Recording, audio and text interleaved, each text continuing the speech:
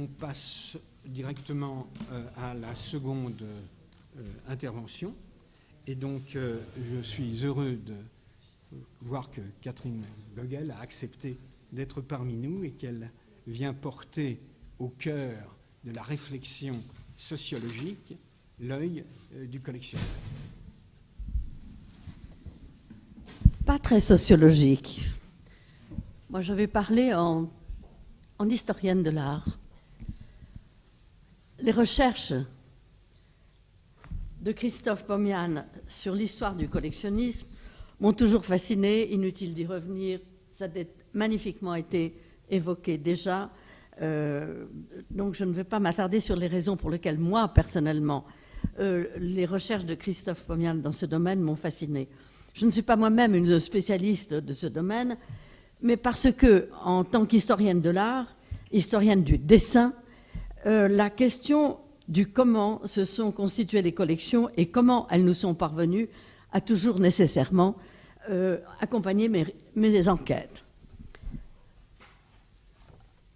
A commencer tout simplement par la collection constituée par Giorgio Vasari.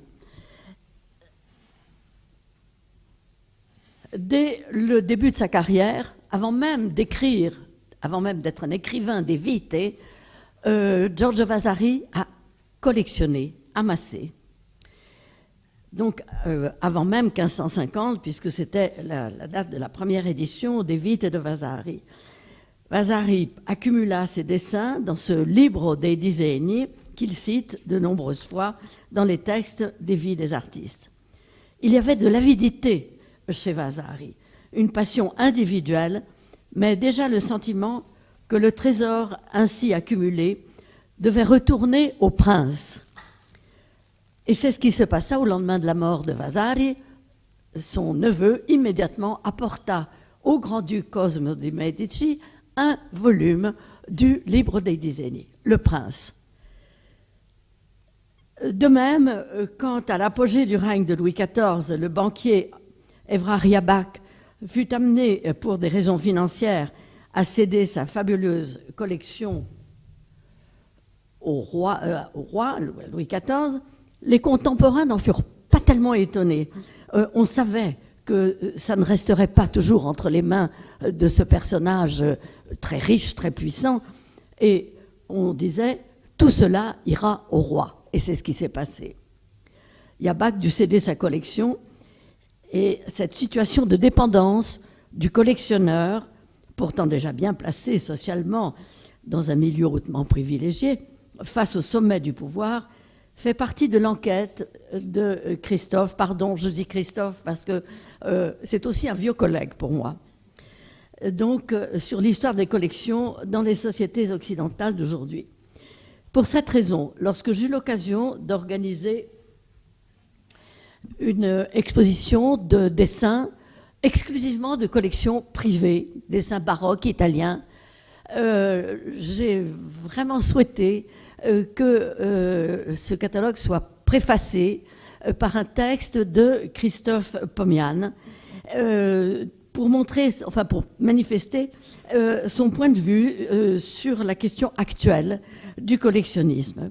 Et Christophe accepta donc de rédiger cette préface malgré toutes les charges qu'il avait entre Paris, Varsovie, Bruxelles. Et peut-être en raison donc de notre cheminement intellectuel au cours des années passées au CNRS, sans doute aussi en raison des liens qui m'attachaient depuis longtemps à la Pologne, où j'avais à plusieurs reprises participé aux activités de l'Université de Toruń par l'intermédiaire d'un historien de l'art, un fidèle d'André Chastel, Zygmunt Waszbinski, arrivé après la guerre en vélo à Paris. Et donc mes recherches aussi dans les collections d'art graphique du musée, de la bibliothèque et de la bibliothèque universitaire de Varsovie nous avaient rapprochés. Dès les premières lignes de son texte, Christophe a insisté sur le fait qu'aujourd'hui, contrairement à ce qui advenait à l'époque de Vasari ou Jabach, chacun est libre d'exprimer ses intérêts, ses curiosités, ses préférences artistiques, voire ses pulsions, en réunissant des objets qui les rendent visibles, c'est-à-dire en formant une collection à son image. Les moyens dont disposent des individus pour combler ce qu'il faut bien appeler une passion sont certes inégaux, Mais il est certain que la collection particulière n'est plus l'apanage d'une petite élite composée de puissants, de savants, de riches. Dans l'exposition de Rennes, que Christophe donc a cautionnée, et pour moi cette caution était essentielle, bien au-delà du cercle, vous pouvez imaginer, des conservateurs et des spécialistes du domaine italien. Les profils donc de ces collectionneurs, c'était des personnes individuelles, variées. Les propriétaires étaient des plasticiens en activité, des enseignants, des médecins, des fonctionnaires de l'État, et j'englobe les conservateurs de musées qui sont souvent des collectionneurs, et donc des financiers et des marchands d'art. Voilà, ça c'était l'exposition. Dans une vision élargie du collectionnisme dans les temps modernes, Christophe Pomian observe justement que c'est dans le courant du XVIIe et XVIIIe siècle que les collections particulières commencent leur descente le long de l'échelle sociale et que la population des collectionneurs commence à augmenter.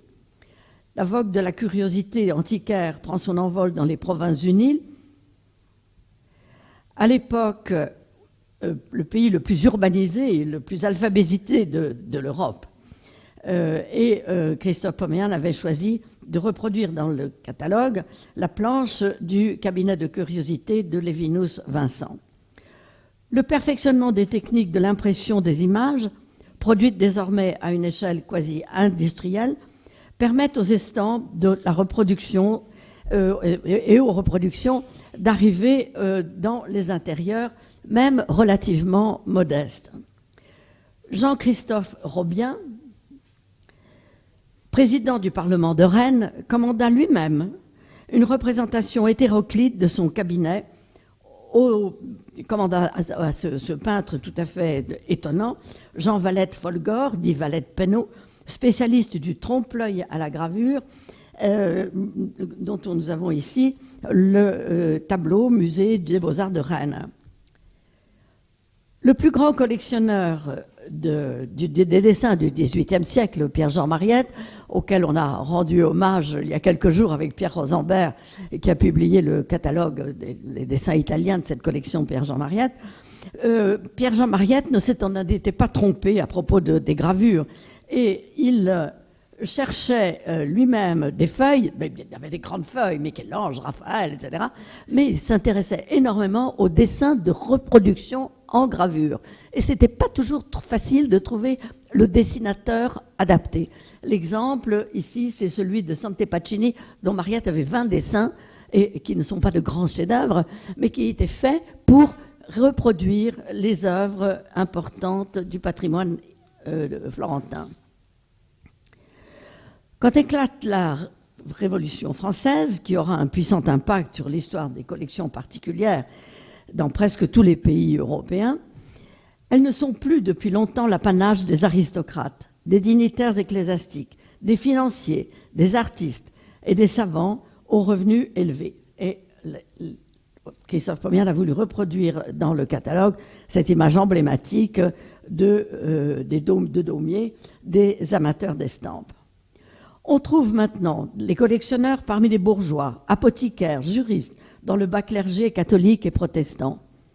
Signe de cette démocratisation, c'est un modeste prêtre de Beaune. Je donne des exemples, me permet de compléter le corpus magnifique de Christophe. Donc, dans cette idée de démocratisation, je signale cet étonnant manuscrit du musée des Beaux-Arts de Dijon, dont l'origine de la collection est un prêtre modeste de Beaune, Louis Ponel, mort à Verdun en 1916, qui avait reçu pratiquement directement de la collection du descendant de l'auteur de ce fascicule à Rome en 1912. Il était séminariste à Rome. Et donc, c'est à travers lui, et bon, après, il y a eu un évêque qui a reçu ça et qui l'a donné au musée des Beaux-Arts. C'est un manuscrit précieux qui est passé intact, donc, des archives de la famille Alberti, une grande famille romaine de la fin du XVIe siècle. C'est une sorte de Zibaldone, livre de mémoire. Dans son texte, Christophe Pomian insiste sur l'effet, au moment de la Révolution, de la nationalisation des biens du clergé et des ci-devant, non seulement en France, mais aussi dans tous les pays occupés par les armées françaises. Sont ainsi jetés sur le marché une masse énorme d'œuvres d'art, d'objets, de meubles, d'armes anciennes, de livres, d'ustensiles et d'instruments de toutes sortes, avec une manifestation inédite pour le Moyen-Âge. Je ne peux pas m'attarder sur toutes ces évocations, toutes ces ouvertures. J'aimerais simplement évoquer le domaine du dessin, car une grande partie de ce que vous connaissez du cabinet des dessins du Louvre vient de la saisie des émigrés et du comte de Saint-Maurice. Mais Christophe Pomian pousse son analyse jusqu'à l'époque de l'extension de l'industrie.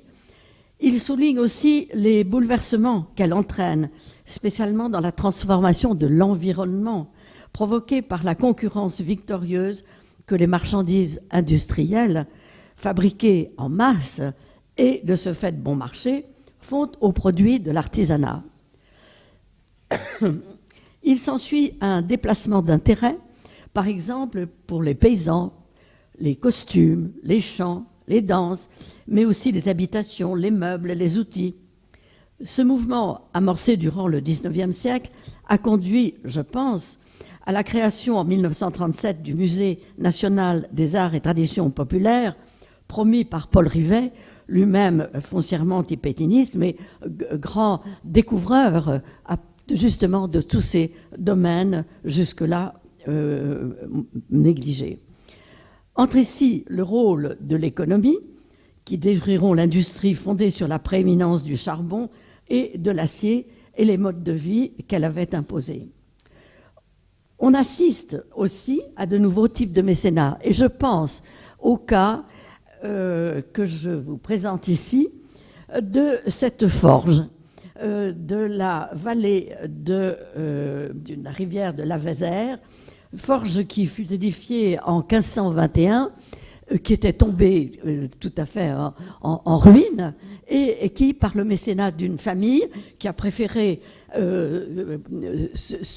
sauver ce lieu à tout élément patrimonial. Et donc, la forge de Savignac-Lédrier, qui est dominée par le château de la Renaissance, rappelant l'origine seigneuriale de ses propriétaires.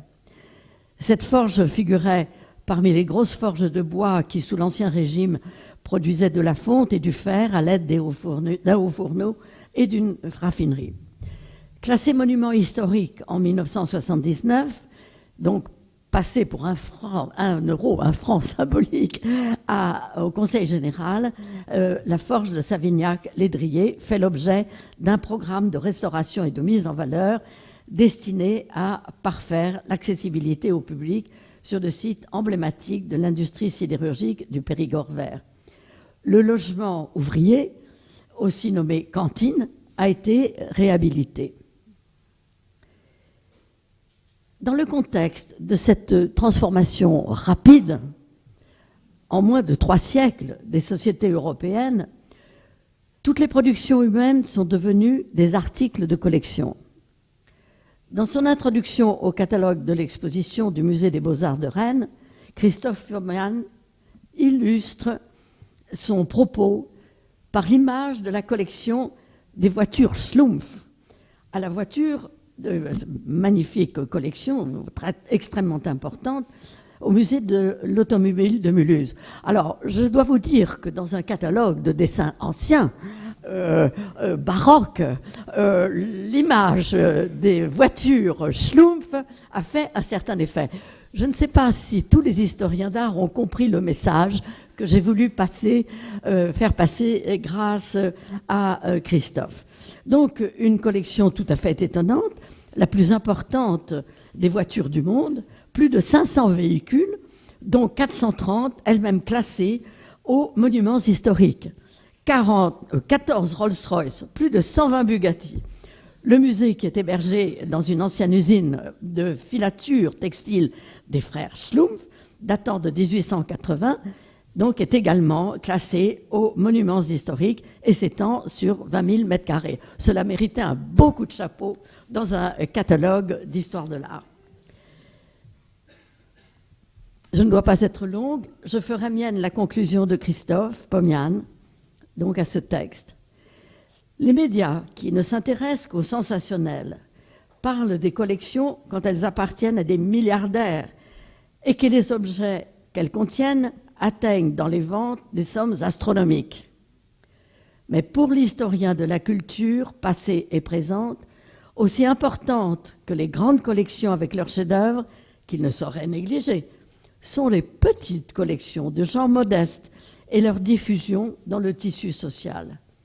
Non seulement parce qu'elles témoignent d'une démocratisation des pratiques culturelles, en permettant à quiconque le désir d'exprimer sa personnalité, nous en avons eu des exemples magnifiques avec les propos de M. Schnapp, mais aussi parce qu'elles sont un instrument irremplaçable de la préservation du lien entre les générations qui le suivent.